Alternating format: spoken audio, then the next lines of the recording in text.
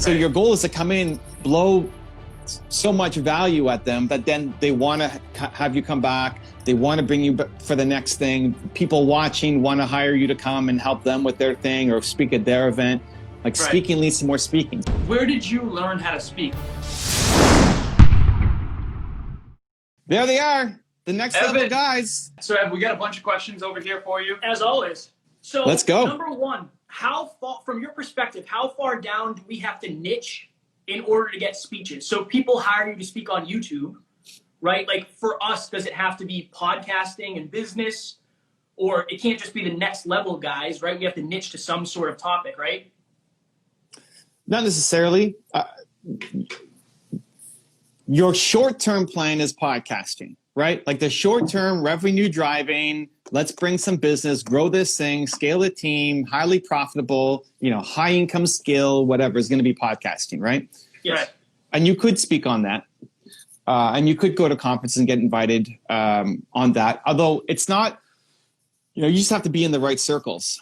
You just got to be, you don't necessarily need to be the guy at the front of a podcasting conference. You just need to be known as the guy in the thought leadership circle to blow up a podcast. Just building that reputation. That's it. Like Lewis Howe spoke at Brendan Burchard's for podcasting. Kind of, but yeah, but influencer is not your target audience.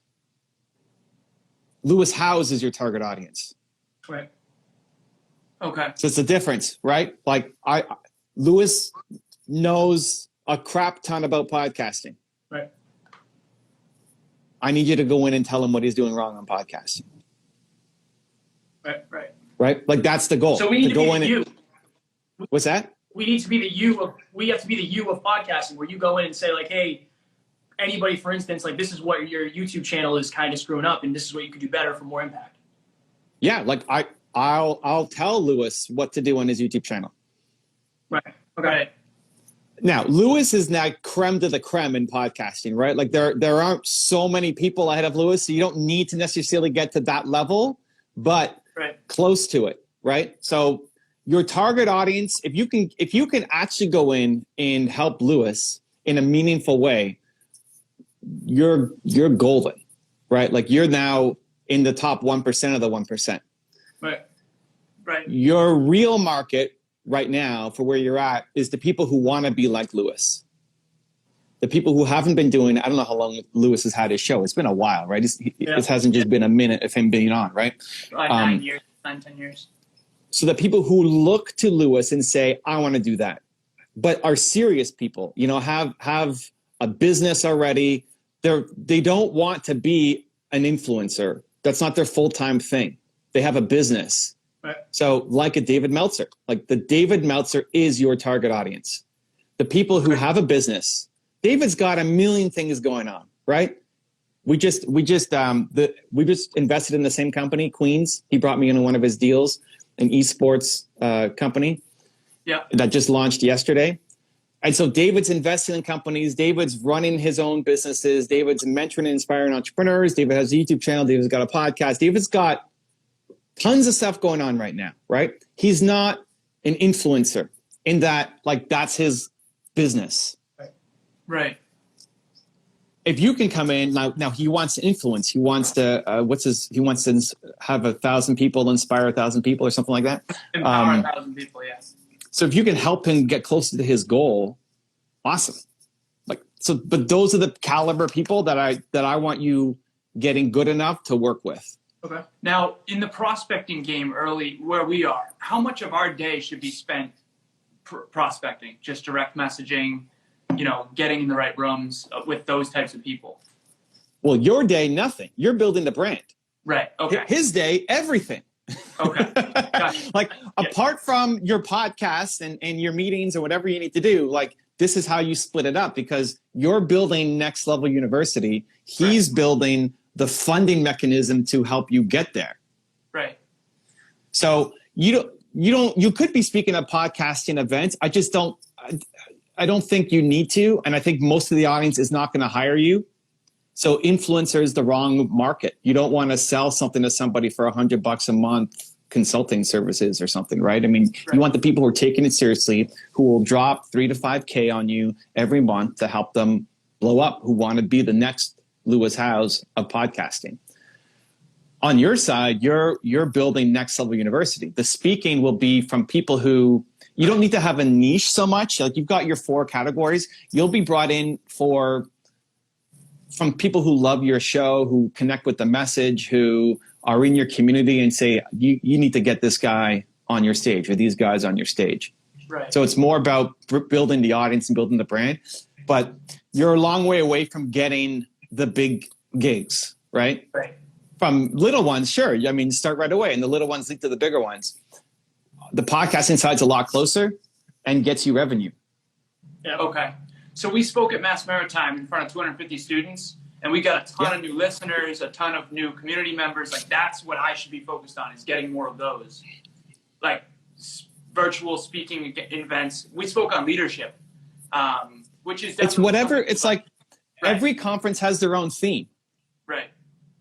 If it was talking about leadership, great, you're going to share your perspective. If it's talking about social media, you can share your perspective. If it's talking about mentorship, like whatever the topics are that fall within your 4 circles, you have opinions on, and you're not being brought in to talk about lawn mowing, right? Right. And maybe you are an expert lawnmower, I don't know. I But hope not. so there's something, even fitness, right? If it's about fitness, and it might be leadership inside fitness, you can talk about that, right? Okay. So you'll be asked to talk about a multitude of things based off of what the person who's bringing you in wants to hear. Okay. What's the theme of their show? Do you have people on your team who are reaching out to get you speeches, or are you just building your brand even bigger, focusing there, and then letting speeches come to you? Or is it a combination of both? Both. So I have an agent in New York who's working on deals and getting me into places. And a lot of it is just me building my brand and then blowing their socks off, right? Like this should be your goal. So listen, I was speaking at Grant Cardone's 10X something. I forget what it was, like last month. Not his big thing in February, right? Like his big events in February. It's a 10X boot camp or something. So I'm speaking at that event. What am I talking about? He asked me to talk about YouTube success. So great, I'll come in and talk about YouTube. I come in, it's a live event, blowing everybody away, tons of value, amazing. Grant comes in at the end of it and says, the chat's blowing up. I want you to come back today at 5. Like, can you come back this afternoon and do a round 2? Like the day of, right?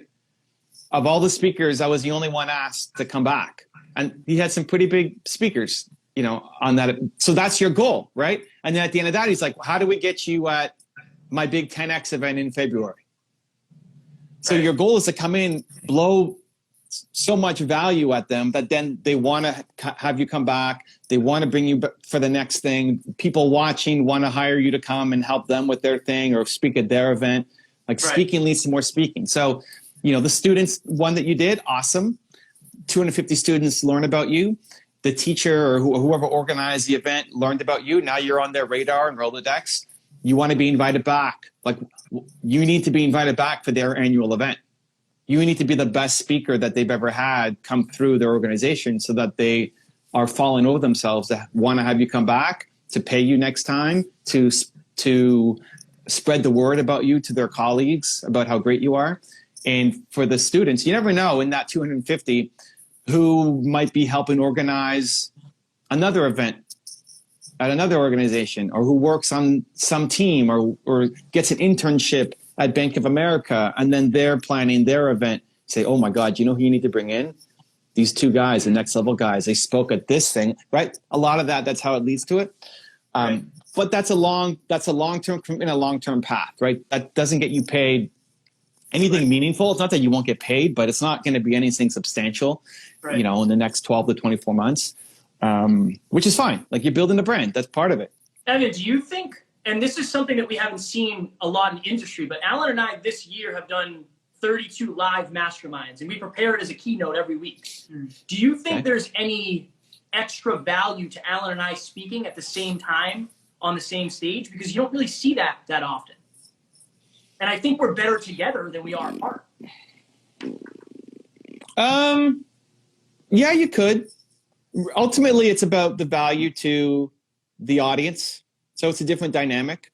I think if I'm you right now, what a lot of people are struggling with, what I'm actually winning super hard right now is not just giving a keynote, but interacting with the audience. The reason why the Grant Cardone thing popped, the 10X thing that I did versus and it wasn't that the other speakers were bad, but I was talking and working with the audience. So when they're leaving comments, I'm directly giving feedback and bouncing. I love the jam sessions. Like, this is a jam session. I don't know what we're talking about, right? You guys bring questions and we jam. Right. A lot of the professional speakers are having a hard time doing Zoom calls with no audience, and they had their set speech. Right. Versus if you can actually connect to the people who are leaving comments in the chat and bounce with them. Right. And I think you guys can do that. I think you guys have the skill set, capability, and then even the bouncing off each other. Like, no, Alan, that's stupid, man. It's got to be like this and whatever. You dive into it. I wouldn't worry so much about a prepared keynote. I would come in with talking points or just what the main theme is going to be. And then something that you guys maybe don't both just automatically agree on, right? Something that interesting. You have slightly different perspectives on, right? You're talking from a different way, and then that's the intro that sets you up, and then pay attention to the comments, and then bounce with them and see where people are taking you if it's a live event. And there's so many live events happening right now. There's so many summits, and it's just bonkers. It's crazy right now. That could be a chance for you guys to win, because you're going to create a, in my opinion, better experience for the audience than just talking direct to camera with a prepared speech. Okay. Fire. Where did you learn how to speak? Is it just reps, or do you go to a specific resource? Did you have a specific mentor? Like, how did you master your craft and get better at being in front of the camera and on stage beyond just actually putting in the reps? So modeling success always is great. Like, look at the speakers who you love and look up to and think are the greatest, and see what they do. If you're trying to do live stuff, Grant is actually a great one to model. Grant is probably, he's top 3. I'm just thinking who else would be. I was going to say he's number 1, but like the top 3 for sure of bouncing with the audience, of playing with them, of not just sticking to the script. He's entertaining. Somebody will say in the chat, even if it's off topic, somebody will say, "Hey, Grant, you've been working out," and he'll say, "Is my jaw, extra square today?" And he'll like play it up. It's fun, right? He does a lot of that. And so a lot of people get rattled by that. They can't handle the off the cuff, the playing with the audience. So he's really great at that. Gary is really great at coaching, live coaching with people. So he'll bring people in and then he'll help them get a result and make it valuable to everybody watching. But there aren't a ton of people who are fantastic at it, because people don't have the reps. They haven't been putting it in. So one, definitely modeling success and seeing who's doing it and paying attention to their live streams. 2, definitely put in the practice and seeing the vibe that fits for you. Yeah. It won't work exactly like it works for Grant. You're going to have to find your own cadence. Right. And what often ends up happening, so my agent would give me examples. He'd say, "Hey, do this like whoever." And it would never work. Like, the way he gave it to me would never work. But in that attempt, I would discover and unlock something new that I hadn't discovered before. Because I'm like, you could do it and try to be Grant. And the best case, if you practice, would be Grant Jr. But you don't want to be a Elvis impersonator your whole life, right? I mean, that's a business. But your goal is to try that and feel awkward and clumsy in the process, but then discover something new that you haven't done before. Right. So is this why at your role within Live you wanted to do a fireside chat? Is because you were practicing the Q&A and you think it's more engaging? I just love it more. I love it more. It's the most fun for me. It's the most fun for me. So I was playing with it back then. I'd done a couple of them. Most stage work, the industry is keynotes. That's the industry. I've been slowly transitioning my stage work. Now it's all in. Like now it's super great for me because everything is Zoom and there's always a live chat that you can see. So it's amazing. But I was transitioning my stage work to set up context to like, why am I here? What am I talking about? What's the theme of what I'm an expert at? Because not everybody will know you in the audience. But to then have that create the permission to do Q&A with the audience. Because I want to just bring as much value to the people who are there more than me just saying what I want to talk about. Because it's like when people ask me, well, what question do you want people to ask you that they, like, what do you want to talk about? It's like, I don't care. What question do you have? That's what I want to talk about. I want to talk about what you want to talk about. Where do you see the speaking profession? Like, obviously a lot is going to be virtual now, right? Like, if you could give advice to speakers to really reach their potential and be different than everybody else, other than that, because I think that's something that we are trying to do and trying to model well. What other advice would you give? Well, I think we're going to go back to having events and speaking. It's just how long, who knows, right? I think you have a window now in the next 12 months to really hone in on the virtual and being able to have a message and talk to the live chat. Just people aren't used to it. So you guys could crush that. I think there could be something to the two of you doing something on stage. I think to make it work, though, you have to have slightly different views or slightly different takes, as opposed to just saying, yeah, I agree on this, and yeah, I agree on this. It's why watch two people? What's that? Yeah, we do. So in our weekly lives every Monday, we get questions in the chat live, and Amy actually reads them, and they get repurposed as podcast episodes. Kevin and I pitch and catch very well, and it might not be a hardcore disagreement, but it's like, don't forget about this perspective. And it's been a pretty cool dynamic that a lot of people are enjoying. So if we're trying to make a name for ourselves in the speaker arena, I guess one of the things that I wanted to ask you, Evan, too, is where do you think our gap in skill sets is? In awareness of business, like where are we, from your perspective, you've coached us, for probably 2 or 3 months now. What do you think is our biggest bottleneck in terms of our mentality, our skill set, our business mind? Well, just backing up I would save some of those questions that sparked off a kind of debate between you, and not hardcore debate like you're wrong and you punch each other out, although that's great content. But there's going to be some that are like, hey guys, is working out important? And you're going to both agree, and then it's not going to be much of a discussion, right? So those ones that, if Amy's pulling them apart, like what are the ones that spark an interesting discussion where you're not 100% aligned, where you can respect each other, obviously, with the opinion, but you're going to come from a different perspective and not just pitching and catch each time, because that can be a little boring. So like some of those topics, you might bring some of them. Amy may already know 8 of them already that are done well. You might, and those could all be potential stage topics or speaking good topics for you as well. In terms of gaps, I haven't seen your stuff, to be honest. Like I haven't seen enough of what you do. I haven't seen you bounce with the audience. I haven't seen you coach somebody. So I don't know. I mean, I'd have to see it to say, here's where, you guys need some improvement. I think mindset wise, like the podcast thing needs to be pushed just so much harder right now. I think you have to get better at it. I think you have to figure out 2 episodes ago or whatever it was, where we laid out the things that you have to do, including monetization. How do you monetize a podcast so it's not a cost center, but it's at least break even, if not a revenue center for you, right? To be kick-ass at it.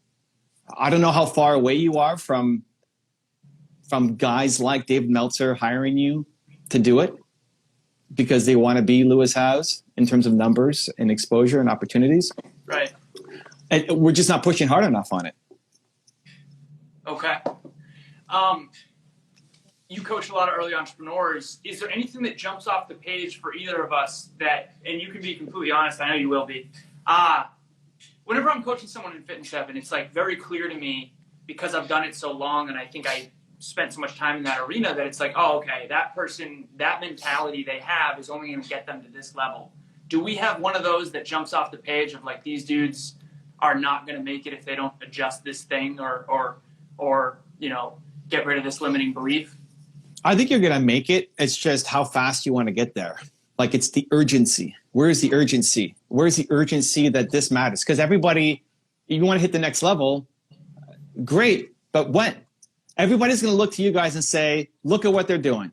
They're so ambitious. They've got all this talent. They're pushing hard. They got the dedication and perseverance, and you're doing it.